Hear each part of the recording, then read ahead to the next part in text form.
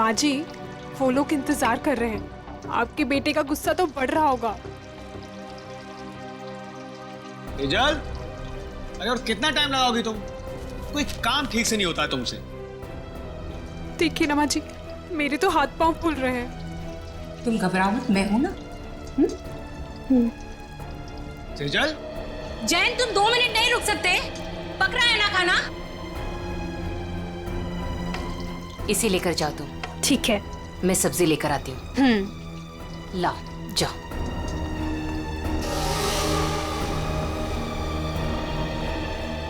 Thank God, आज खाना तो ठीक वक्त पर आ गया।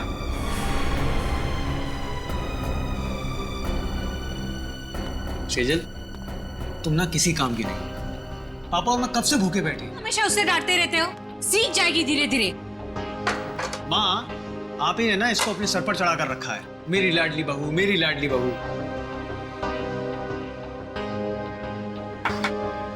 घबराओ मत, मैं हूं ना।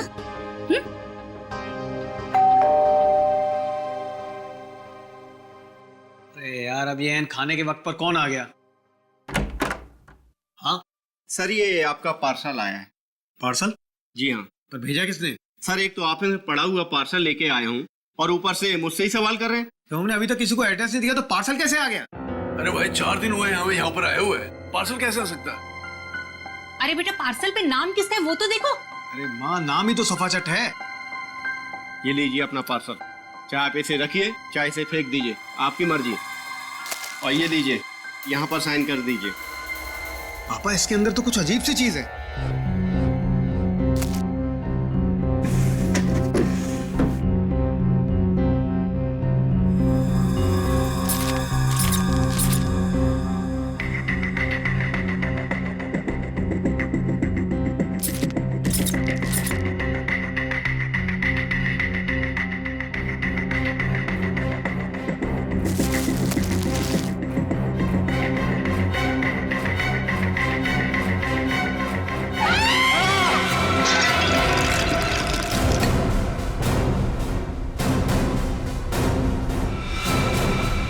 ये किसने भेजा है हमारे घर ऐसा?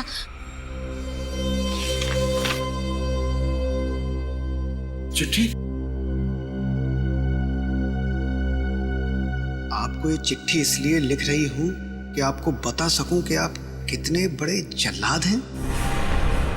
आपको जला देना चाहिए, गोली मार देनी चाहिए और नरक में सड़ाना चाहिए।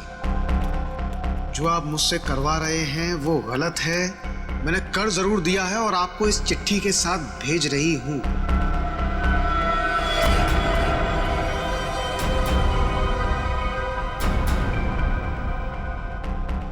लेकिन अब बस, अब मैं आपके लिए ये घोर पाप नहीं करूंगी।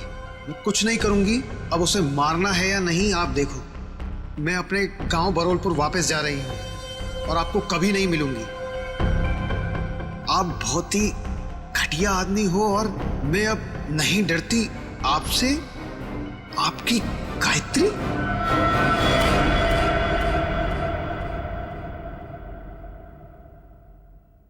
कौन है ये गायत्री? हाँ? देखो सेजल, मेरे ऊपर ये कोई गलत इल्जाम है। मैं नहीं जानता ये गायत्री कौन है। मेरे होते हुए कौन तुम्हारी गायत्री? और ये तोहफा दिया है तुम्हारी गायत्री ने तुम्हें? हाँ?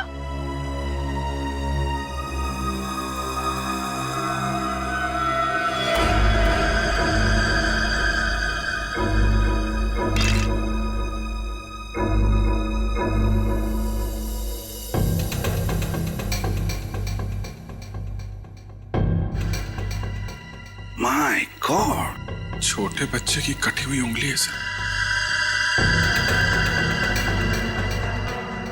फॉर्मल्डिहाइड में रखी है, लगता है 5-6 दिन पुरानी होगी सर।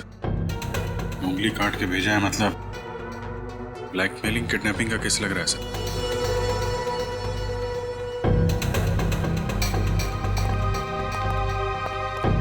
क्या आपके घर में, आपके परिवार में कोई छोटा बच्चा है? नहीं सर, हमारे यहाँ तो कोई बच्चा नहीं और ना ही ये पार्सल हमारा हो सकता है। लेकिन आया तो तुम्हारे घर पर ही ना। अगर इसी एड्रेस पर आया तो और किसी का कैसे हो सकता है? हाँ? चिट्ठी कहाँ है वो? सब जिसके लिए लिखी गई थी उसके पास ही होगी। अरे यार, क्यों मुझे मरवाने पर तुले हुई हो? सर, चिट्ठी।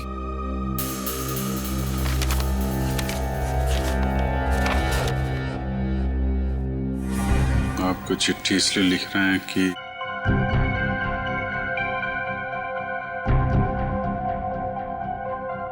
बहुत ठीक घटिया आदमी हो, और मैं नहीं डरती आपसे। आपकी गायत्री। सर, हमें नहीं पता ये चिट्ठी में ये लड़की क्या बात कर रही है, और हम गायत्री को नहीं जानते। सर, जिसे ये पार्सल मिलने वाला था उसका नाम तो लिखा था, मगर अब इसे पढ़ पाना बड़ा मुश्किल है। अच्छा, हाँ ठीक है, पता तो लगा ही लेंगे। लेकिन इस गायत्री ने एक छोटे बच्चे की उंगली काट कर यहां भेजी है आपके पास, और तुम लोग कह रहे हो कि तुम्हें कुछ पता नहीं ये गायत्री कौन है? तो क्या उसके सपने में आया ये आप लोगों का एड्रेस? मैं आपसे कह रही थी ना, ये घर मत खरीदो मत खरीदो, देखा भी क्या हुआ। तो क्या आप लोगों ने ये घर खरीदा है? कब खरीदा? सर, हम तो 4 दिन पहले ही यहाँ पर शिफ्ट हुए हैं। सर, कहीं ये पार्सल पहले वाले के लिए तो नहीं? कौन रहता था यहाँ पे? मेरा नाम धनराज है। 30 लाख तो क्या, तुम्हारे इस निकम में बेकार पति को मैं 30 फूटी कौड़ियां भी दे दूं। अब पापा क्या क्या बोले जा रहे हो, आप सोच भी रहे हो? सोहन इस घर के दामाद है, मेरे पति है। जैसे कि हीरा ढूंढ के लाई। एक तो मेरी मर्जी के बगैर शादी की, ऊपर से ये घर जवाई लाके बिठा दिया यहाँ पर। बस पापा, अब आप शांत हो जाइए, मत लगिए इनके मुंह। वैसे भी आपका ब्लड प्रेशर बढ़ा हुआ है। और मोनिका, तुम दोनों भी जाओ यहां से। अब क्या हम अंदर आ सकते हैं? जी, आप लोग? हम लोग सीआईडी से हैं। सीआईडी? जी हाँ। कहिए।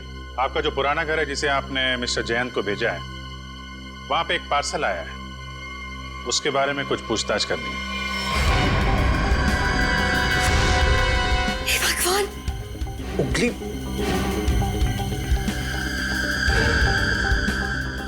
ये तो किसी बच्चे की उंगली है। जी हाँ, और इसके साथ साथ एक चिट्ठी भी है, किसी गायत्री ने लिखी है चिट्ठी।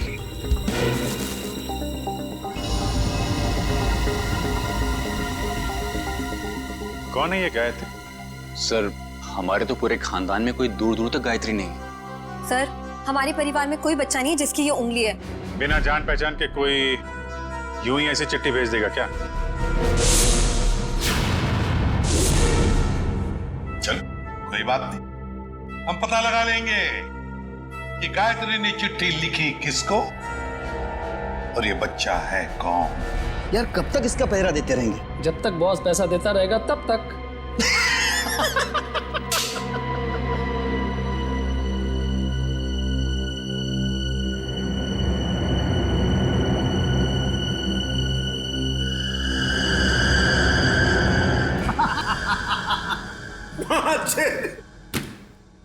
कटी हुई उंगली देखकर सदमा लगा इसे।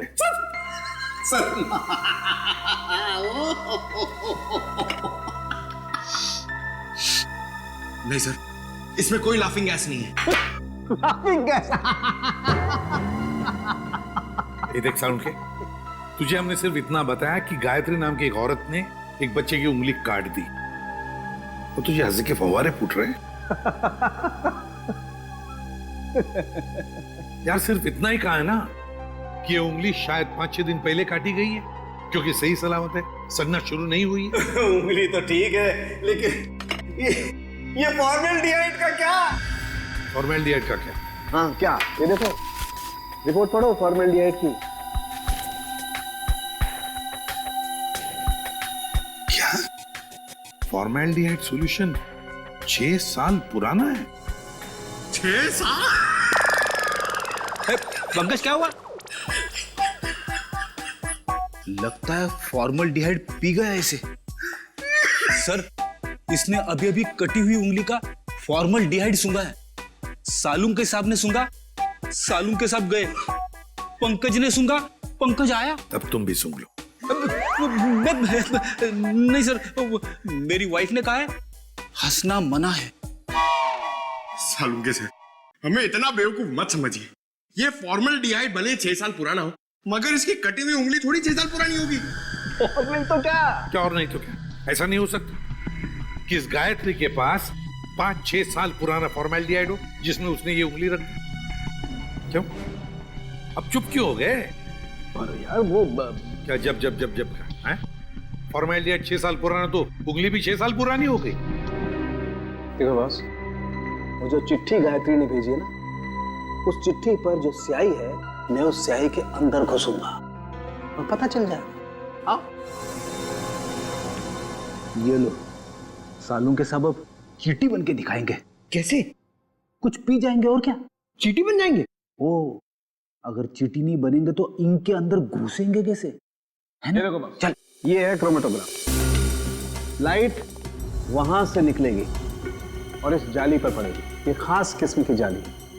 यहाँ पर लाइट का एक स्पेक्ट्रम बनेगा। लाइट हो जाएगी सतरंगी और इस फिल्टर पर पड़ेगी। ये खास किस्म का फिल्टर है जहाँ से सिर्फ एक खास किस्म की लाइट की रेज ही इस चिट्ठी पर पड़ेगी जो गायत्री ने लिखी, और वो लाइट इस चिट्ठी पर जो स्याही है, उस स्याही के अंदर घुस जाएगी। उस लाइट की वजह से इस स्याही के छोटे छोटे कण अचानक गर्म होना शुरू हो जाएंगे और उन कणों की उछल कूद यहां पर दिखाई देगी। और ये इस कंप्यूटर के साथ जुड़ा हुआ है। दरअसल एक कंप्यूटर हमें पढ़ के बताएगा कि ये स्याही कितनी पुरानी है। सालुंके, तेरा फिजिक्स का लेक्चर पूरा हुआ? हम कहानी शुरू करें? जरूर। ये देखो बॉस, ये लाइट उस जाली पर पड़ी और लाइट का स्पेक्ट्रम, और ये खास किस्म की लाइट घुसी इस चिट्ठी पर।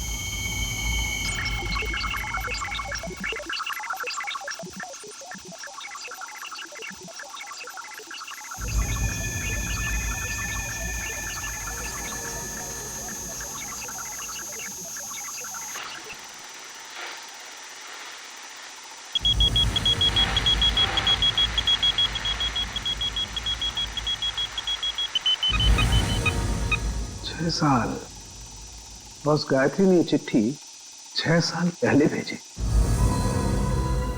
गायत्री ने चिट्ठी लिखी 6 साल पहले और चिट्ठी पहुंची अब 6 साल बाद।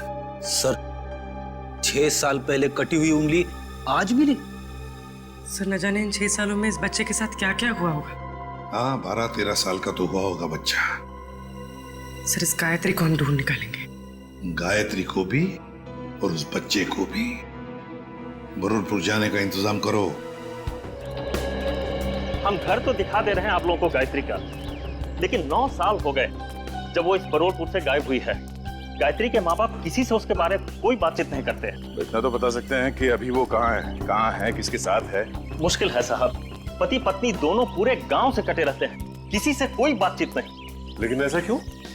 पता नहीं, हम तो उनके दरवाजे पर जाएंगे नहीं, और हमको नहीं लगता है कि आप लोगों के लिए वो दरवाजा भी खोलेंगे। टेलीग्राम किसने भेजा? टेलीग्राम गायत्री ने भेजा। टेलीग्राम गायत्री? सरिता रुक, चुप।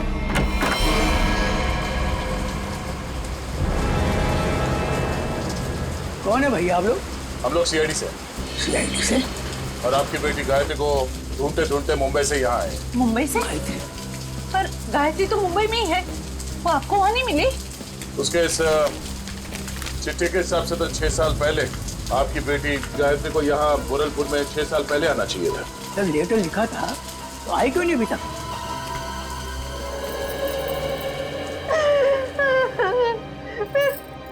कहाँ गई मेरी बच्ची? कहाँ गई मेरे बच्चे? देखिए, आप लोगों को गायत्री के बारे में जो कुछ भी मालूम है हमें बताइए, हम उसे ढूंढ निकालेंगे। हो सकता है वो किसी परेशानी में हो। हाँ? वो मुंबई में कहाँ रहती थी? पता नहीं साहब, मेरी गायत्री 18 साल की थी तो भागे मुंबई चली गई वो। हम लोगों ने उसको उम्मीद ही छोड़ दी। अचानक एक दिन उसने फोन किया कि उसने वहां किसी के साथ शादी कर ली। पूरे गांव के सामने हमारी इज्जत को मिट्टी में मिला दिया। ये बात है कब की? करीब 7 साल पहले की। उसके बाद आप लोगों का उनसे कोई संपर्क नहीं हुआ? एक बार उसने फोन किया था। उसने बताया कि वो बहुत बड़ी मुसीबत में फंस गई है। पर साहब, हम यहाँ से क्या कर सकते हैं? कैसी मुश्किल? पता नहीं साहब, वो खुद फोन करके ये बोलती थी, पापा मैंने आगे की परेशानी मोल ले ली है। जिसके लिए उसने ये चिट्ठी लिखी थी उसी ने मुसीबत में डाल रखा होगा उसे। किस नंबर से फोन करती थी वो आप लोगों को?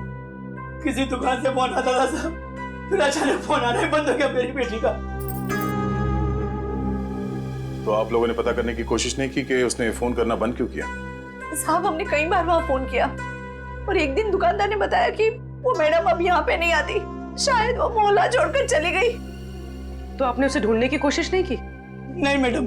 अच्छा, गायत्री के पति के बारे में कुछ पता है आपको? कोई पता नहीं साहब पति के बारे में। अच्छा, गायत्री का एक बेटा भी था ना? नहीं साहब, उसका कोई बच्चा नहीं था, वरना क्या वो अपनी माँ को नहीं बताती? ठीक है, आप हमें उस दुकान का नंबर दीजिए और गायत्री का फोटो भी हम पता कर लेंगे। ये क्या है, तेरे को बच्चे को तैयार करने में इतना समय लगता है? अरे आ रहा हूँ भाई, नए कपड़े पहना रहा हूँ।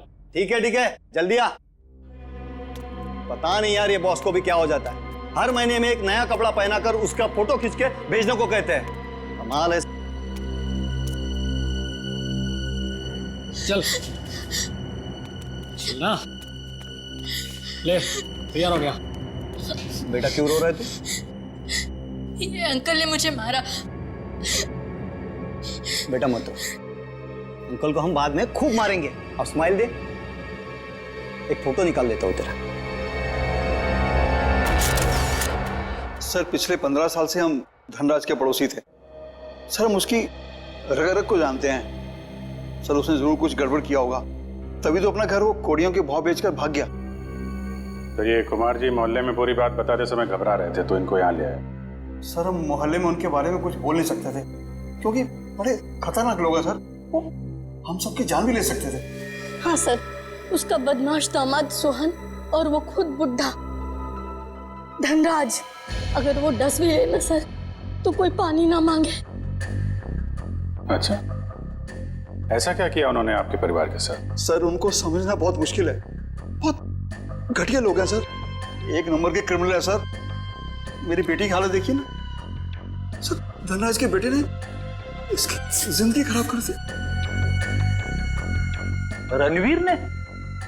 नहीं सर, हम रणवीर की बात नहीं कर रहे हैं, उसका छोटा बेटा अमन की बात कर रहे हैं सर।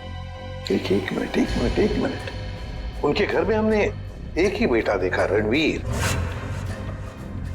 लेकिन धनराज का दूसरा बेटा अमन है, ये तो हमें किसी ने नहीं बताया। सर, उन्होंने भी आपको सच नहीं बताया। भगोड़ा है अमन। सर, उससे मेरी शादी होने वाली थी और सगाई के दिन ही वो मुझे छोड़कर भाग गया। पता नहीं कहाँ चला गया था। ये धनराज और उसका परिवार तो काफी शातिर निकला सर। गायत्री का फोटो दिखाओ इन्हें। सर, इसे कभी देखा उनके परिवार में? ये गायत्री? नहीं, कभी नहीं देखा। अच्छा, कोई बच्चा भी था उनके परिवार में? नहीं सर, कभी कोई बच्चा नहीं देखा। अभिजीत, ये अमन वाली बात मुझे गड़बड़ लगती है। क्या उस अमन के बारे में और कुछ बता सकती हो तुम? हाँ सर, अमन और उसके पापा की बिल्कुल नहीं बनती थी, इसलिए वो एक गोरेगांव के रेस्टोरेंट में काम करता था, फिर पता नहीं अचानक कहाँ गायब हो गया। अभिजीत, तो गोरेगांव में जाकर पता लगाओ किस होटल में ये अमन काम करता था। ये तो बहन जी हैं। बहन जी? हाँ साहब, सीधी सादी सी थी, हमेशा दुखी दुखी रहती थी, तो मैं इन्हें बहन जी कहता था। करीब 5-6 साल हुए हैं, अब मेरी दुकान पे नहीं आती हैं। आप बता सकते हैं कि वो इतना दुखी क्यों रहते थे? मैडम मुझे नहीं मालूम, ये तो उनके पति ही बता सकते हैं। आप उनके पति को जानते थे? नहीं साहब, उनके पति को तो कभी देखा नहीं, लेकिन अक्सर हर दूसरे दिन बहन जी मेरी दुकान पर अकेली ही आती थी। यहाँ से अपने गांव फोन करती थी, अपनी जरूरत का सामान लेती थी और चली जाती थी। उसके साथ कोई बच्चा भी आता था 5-6 साल का? नहीं साहब, मैंने कभी कोई बच्चा नहीं देखा इनके साथ। अच्छा, ये बहन जी रहती कहाँ पर थी? साहब, अगर मुझे इनके घर का पता मालूम होता तो मैं अपने उधार के 2500 रुपए वसूल नहीं कर लेता इनसे। सर, अगर ये गायत्री हर दूसरे दिन यहाँ फोन करने आती थी तो इसका मतलब तो यही है ना कि कहीं आसपास ही रहती होगी। इतनी वाहियात फिल्म थी ना कि मैं तो पूरी पिक्चर में ही सोता रहा। तो और क्या, इतनी बकवास पिक्चर? अरे एकदम बकवास। अरे समझ सुनो, आप करना जरा ये फोटो देखिए। आप लोग इस औरत को पहचानते हैं? भाई साहब, आप किसी और से जाके पूछ लीजिए ना। आप देख नहीं रहे हम लोग बातचीत कर रहे हैं? अरे भाई साहब, 1 मिनट फोटो देख लोगे तो क्या जाएगा आपका? क्यों भाई, जबरदस्ती है बताना। अब जबरदस्ती समझो या फिर मजबूरी, जरा ये फोटो देख के पहचानिए। हम लोग सीआईडी से। जी हाँ, सीआईडी से। अब देखिए और बताइए। ये औरत, ये तो वही है ना सर। इसकी वजह से मेरे को बहुत मार पड़ी है सर। मैं इसके बारे में आपको कुछ भी नहीं बता सकता। मैं तो जा रहा हूँ भाई, मैं जा रहा हूँ। अरे सुनो भाई साहब। अरे नहीं भाई, अरे रुको। अरे नहीं। गायत्री को आप लोग ढूंढ रहे हैं। मगर इसमें हंसने वाली कौन सी बात है? अरे मैडम, गायत्री के बारे में हर आदमी कुछ न कुछ नई बात बताएगा आपको। मतलब? अरे साहब, उसको समझना बहुत मुश्किल था। गुंडे उसकी देखभाल करते थे। और तो और साहब, उसको कोई आंख उठाकर नहीं देख सकता था, न ही उससे बात कर सकता था। वो रहती कहाँ थी? अभी तो कोई उसके घर में नहीं रहता। पिछले 6 साल से खाली पड़ा है। पता नहीं वो लोग कहाँ चले गए। कोई नहीं, हम देख लेंगे। ये बताओ कि उसका घर कहाँ है? वो रहा गायत्री का घर।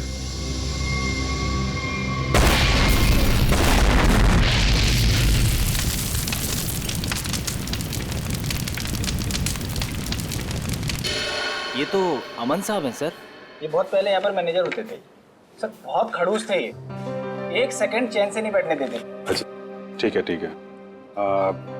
उनके बारे में हमें कुछ और बता सकते हो? हाँ साहब, सुना है कि इनके पिताजी के साथ इनकी बिल्कुल नहीं बनती थी, इसीलिए वो इतने बड़े बाप की औलाद होने के बाद भी यहाँ काम करते। और फिर किसी रईस लड़की से उन्होंने शादी कर ली और फिर शायद वो बेंगलोर चले गए। और क्या सर, करीब 6 साल पहले एक कार एक्सीडेंट में वो, उनकी पत्नी और उनका बेटा मारे गए। तीनों मार गए? सर सुना तो ऐसा ही था। उनकी पत्नी का नाम गायत्री था क्या? नहीं सर, गायत्री तो नहीं था, नाम तो कुछ और था सर। पहले याद था पर अब याद नहीं आ रहा। मैं तुमने बताया उनका बेटा भी था? हाँ सर, करीब 5-6 साल का था जब वो एक्सीडेंट हुआ था। Thank you very much. वो उंगली 5-6 साल पहले की कटी हुई है, किसी 5-6 साल के बच्चे की है। और अमन के बेटे का एक्सीडेंट भी 5-6 साल पहले हुआ था, और वो चिट्ठी भी 5-6 साल पहले लिखी है। तो ये बच्चा तो पोता निकला धनराज का। कहीं ऐसा तो नहीं कि ये बच्चा भी जिंदा हो? मुझे भी ऐसे ही लग रहा है। जरा बैंगलोर फोन करो और पुलिस स्टेशन से एक्सीडेंट के सारे रिकॉर्ड मंगवा लो। इस गायत्री का कुछ ना कुछ लेना देना है धनराज परिवार से। और ये धनराज सारी बातें हमसे छिपा क्यों रहा है?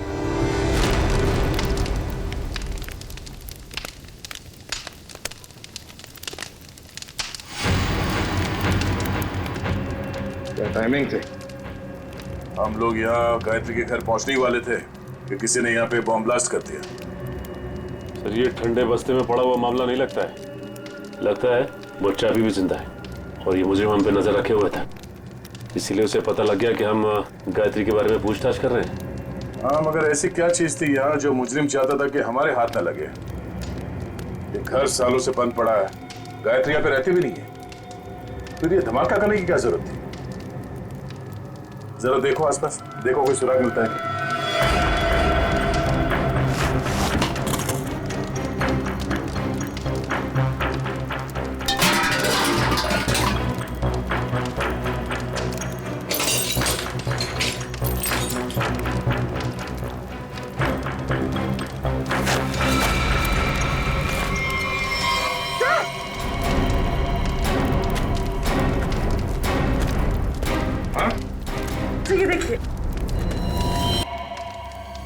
किसी की हड्डियां हैं, सीमेंट और ईंट के टुकड़े पे चिपकी हुई है।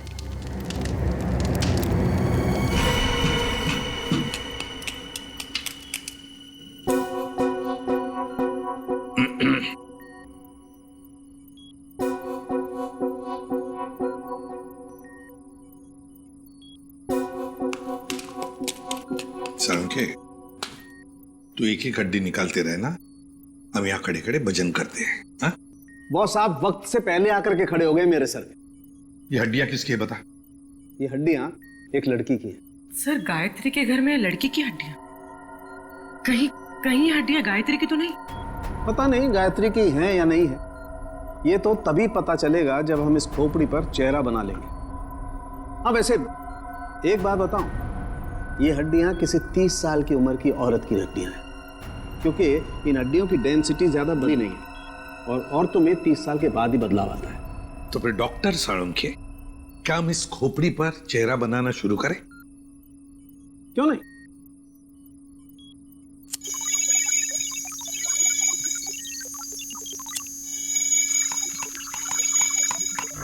वैसे एक बात बताओ, जिस किसी ने भी गायत्री के घर में ब्लास्ट किया है, उससे बड़ा गधा संसार में कोई और होगा नहीं। वो क्यों?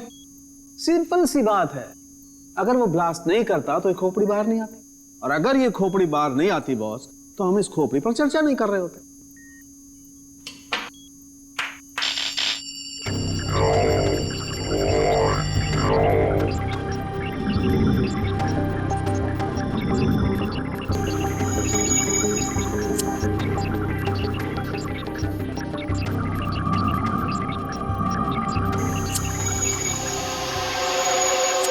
जैसे इसको थोड़ा वक्त लगेगा बॉस, कंप्यूटर को हर काम सोच समझ के करना पड़ता है, कहीं चेहरा गलत ना बन जाए।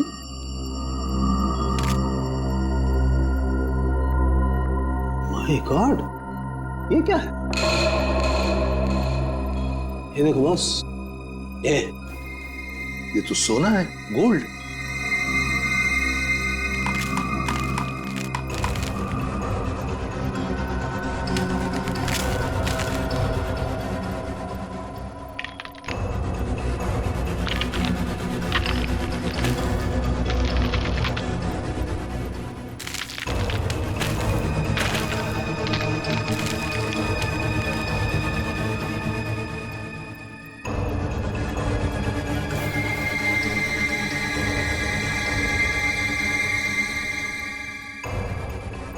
ये देखो बॉस, ए फॉर एप्पल। यार, ए फॉर अमन। हाँ, चेहरा बन गया बॉस। गायत्री? सर गायत्री के घर में घुस के किसी ने उसे मार दिया और उसे अपने घर में गाड़ दिया, और गायत्री ने उस बच्चे की उंगली काट कर भेज दी। पर हुआ क्या उस बच्चे का?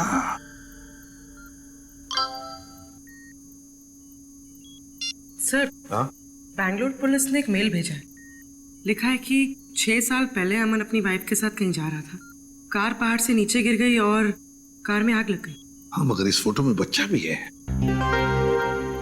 पर सर, मेल में तो बच्चे का कोई जिक्र ही नहीं है। इसका एक ही मतलब हो सकता है कि बच्चा जिंदा है।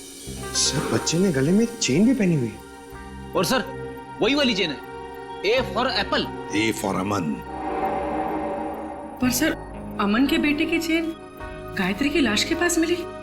अमन और उसके पत्नी की गाड़ी का एक्सीडेंट हो गया 6 साल पहले। गायत्री ने उनके बच्चे को पकड़ लिया, उसी की उंगली काट कर भेज दी। पर अब तो गायत्री ही नहीं रही, तो फिर वो बच्चा कहां गया? उस बच्चे को ढूंढना होगा, बचाना होगा, और इस धनराज की गर्दन पकड़नी होगी। बस बबलू ने एक निवाला खा लिया ना, तो हमारा काम हो जाएगा।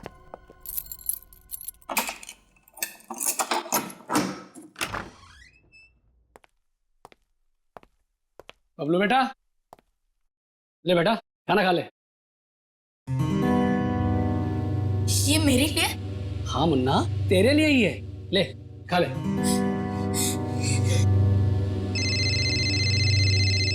बॉस, हाँ बॉस, हाँ बस निकल ही रहे। हाँ बॉस, आपका काम हो गया बॉस। चल निकल। चल।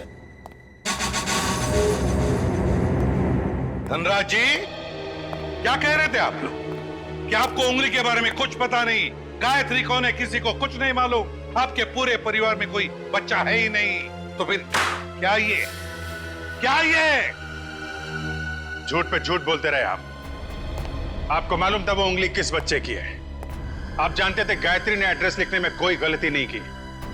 आपने ये बताना जरूरी नहीं समझा कि आपका एक और बेटा था, अमन, जिसका एक 5-6 साल का बच्चा है? क्यों?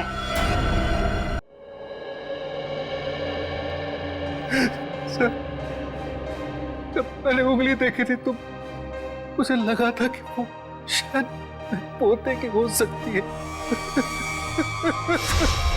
सर बचा लीजिए उसे, सर बचा लीजिए, सर प्लीज बचा लीजिए उसे।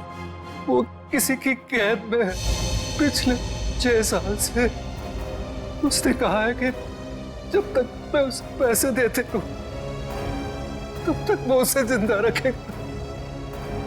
सर, उसने मुझे धमकी दी है कि अगर मैं किसी को बताऊं तो मेरे बबलू को मार देगा। पापा, अमन का बेटा जिंदा है और आपने हमें भी नहीं बताया? मैं नाराज था अमन से। उसने भी मेरे मर्जी के खिलाफ शादी की थी, पर 5 साल के बाद उसका मुझे फोन आया और उसने माफी मांगी, तो मैं किसी को बिना बताए बेंगलोर चला गया। मेरे पोते बबलू को गले लगाया, उनको घर वापस आने को कहकर मैं वापस आ गया। मुझे क्या पता था कि वहां से आते आते उनका एक्सीडेंट हो जाएगा। लेकिन बबलू उस एक्सीडेंट में बच गया, है ना? मुझे लगा था कि उन दोनों के साथ बबलू भी नहीं रहा, पर एक दिन किसी आदमी का मुझे फोन आया। उसने बबलू की आवाज मुझे फोन पर सुनवाई और कहा कि जब तक मैं उसे 10 लाख रुपया महीना देता रहूंगा तब तक बबलू जिंदा रहेगा। आपको ये कैसे लगता था कि उन्होंने बबलू को जिंदा रखा होगा? सर, वो हर महीने मुझे बबलू के फोटोग्राफ्स भेजता रहा सर। 1 मिनट, ये लीजिए सर।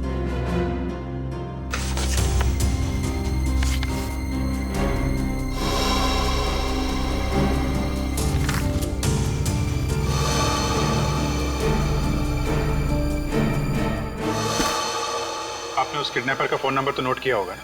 नहीं सर, वो हर बार अलग अलग नंबर से फोन करता रहा। अब तक एक भी बार नंबर रिपीट नहीं हुआ सर। धनराज जी, ये किडनैपर तुम्हारे साथ पैसे का खेल खेलता रहेगा, झूठी उम्मीद दिलाता ही रहेगा। लेकिन अब ज्यादा दिन उसका ये खेल हम नहीं चलने देंगे। नहीं चलेगा उसका ये खेल।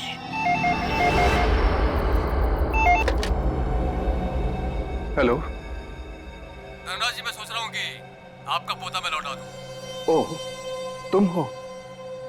भगवान तुम्हारा भला करे। प्लीज मेरे पोते को लौटा दो। हम भगवान के भरोसे पे नहीं रहते। तुम हमारा भला करोगे और हम तुम्हारा। हाँ हाँ, मैं हमेशा की तरह पैसे लेके आऊंगा। बोलो कहाँ आना है? अभी आता हूँ। नहीं, अभी नहीं, कल सुबह ठीक 7 बजे कल्लू गैरेज, और इस बार 10 करोड़ लेकर आना। 10 करोड़? हाँ, 10 करोड़। पर इतने सारे कैश पैसे मैं कहाँ से ले आऊंगा? इसीलिए तो 12 घंटे का समय दे रहा हूँ ना। और सुनो, कोई चालाकी नहीं, वरना अपने पोते से हमेशा के लिए हाथ धो बैठोगे। नहीं नहीं, प्लीज कुछ भी मत करना मेरे पोते को। मैं पहुंच जाऊंगा, 7 बजे के पहले ही पहुंच जाऊंगा। Hello hello hello.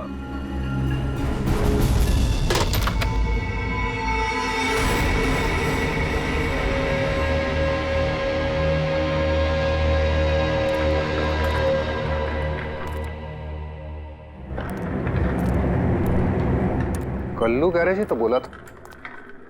यहाँ तो कोई नहीं है। हेलो हेलो, कोई है? पापा, रणवीर, रणवीर तुम यहाँ क्यों आए? पापा मैं आपको किडनैपर से अकेले मिलने कैसे आने देता? रणवीर तुम्हें पता है उसने कहा था कि मैं अकेला ही यहाँ, अगर उसने तुम्हें देख लिया तो वो बबलू को कुछ भी कर सकता है। रणवीर जाओ, भागो तुम, भागो।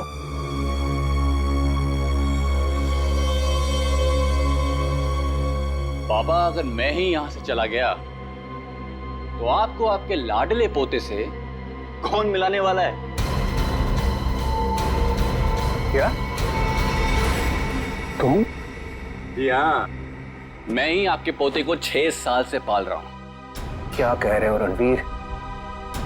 तुम ऐसे कैसे कर सकते हो? मैं तुम्हें... अरे पापा आराम से, शांति, नहीं तो ब्लड प्रेशर हाई हो जाएगा। आपका पोता बिल्कुल ठीक ठाक है। ले आओ रे।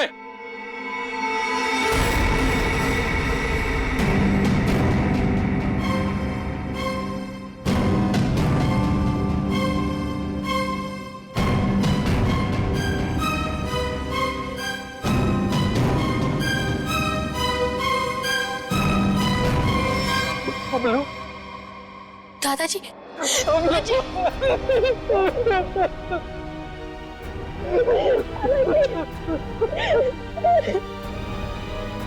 मैं आ गया हूं, तुम्हें कोई कुछ नहीं करेगा। चलो घर चलते। अरे रुकिए पिताजी, रुकिए। जाते जाते जरा इन कागजात पे साइन करते जाइए, देख लीजिए। वो क्या है ना कि ये सब हो जाने के बाद आप और मैं एक साथ तो रह नहीं सकते, तो आपका घर और फैक्ट्री मेरे नाम कर जाइए और दफा हो जाइए। तो जैसे विश्वासघातकी को तुम्हें एक फूटी कौड़ी भी नहीं दूंगा। दोगे पापा, दोगे। जब आप बिना देखे अपने पोते के लिए करोड़ों रुपए दे सकते हो, तो देखने के बाद तो इतना दे ही दोगे। नहीं मिलेगी, एक फूटी कौड़ी भी नहीं मिलेगी। अच्छा, देखते क्या कर रहे हो? सोच लीजिए। दादाजी नहीं। बुढ़े साइन कर, दोबारा मौका नहीं दूंगा।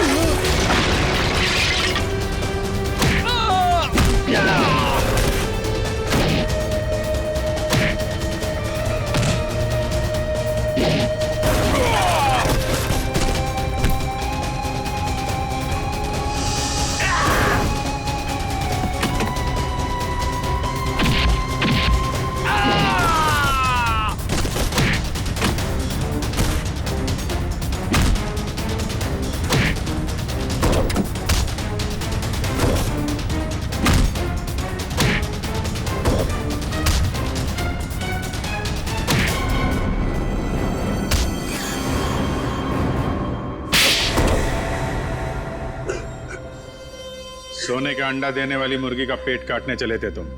सारे अंडे एक साथ चाहिए थे, हैं? धनराज जी को फोन करके यहाँ बुलाना तुम्हारी सबसे बड़ी गलती थी। गायत्री ने वो चिट्ठी इसी जल्लाद के लिए लिखी थी, इसने शादी की थी उससे। अब बता, क्यों किया तूने ये सब? कोई औलाद नहीं थी इनकी, तभी इन्होंने मुझे गोद लिया था। लेकिन फिर अमन के हो जाने के बाद मैं इन पर बोझ बन के रह गया था। रणवीर, मैंने तुम्हें कभी अमन से कम नहीं समझा बेटे। झूठ बोल रहे हो तुम। अमन ने इनकी मर्जी के बगैर शादी की थी और वो घर छोड़ के चला गया। तो मुझे लगा शायद अब मुझे मेरा हक मिल जाएगा, लेकिन नहीं, सुलह करके आ गया उसके साथ। इसलिए तुमने अमन को एक्सीडेंट में मरवा दिया? हाँ, लेकिन उस एक्सीडेंट में अमन का बेटा अंकित बच गया था। लेकिन मैंने सोचा कोई बात नहीं, इसी बच्चे के जरिए मैं इस पैसे के पुजारी से पैसा निकलवाता रहूंगा और एक दिन इनको कंगाल बना दूंगा। गायत्री तो तुम्हारी पत्नी थी, उसको क्यों मारा? सर, मुझे लगा वो अंकित को मेरे हिसाब से संभाल लेगी, लेकिन नहीं, उसे उस पर दया आने लगी। मेरे इतने दबाव देने के बाद ही उसने इसकी एक उंगली काटी थी और उसके बाद वो मुझे धमकाने लगी। कहती है कि अंकित को जल्दी से घर छोड़ दो वरना मेरा भांडा फोड़ देगी, मेरा, अपने पति का। इसलिए तुमने उसे भी मार के वहां घर में गाड़ दिया? हाँ, क्योंकि मैं नहीं चाहता कि मेरी तरफ आराम से आने वाले पैसों के बीच में कोई भी रुकावट बन जाए। रुकावट तो आनी ही थी रणवीर। जुर्म के रास्ते में रुकावट डालने और मुजरिम को उसके अंजाम तक पहुंचाने के लिए सीआईडी बनी है। 3-3 खून करने और बच्चे की किडनैपिंग के जुर्म में जेल की सलाखों के पीछे सड़ना होगा जब तक फांसी का ऑर्डर नहीं आता।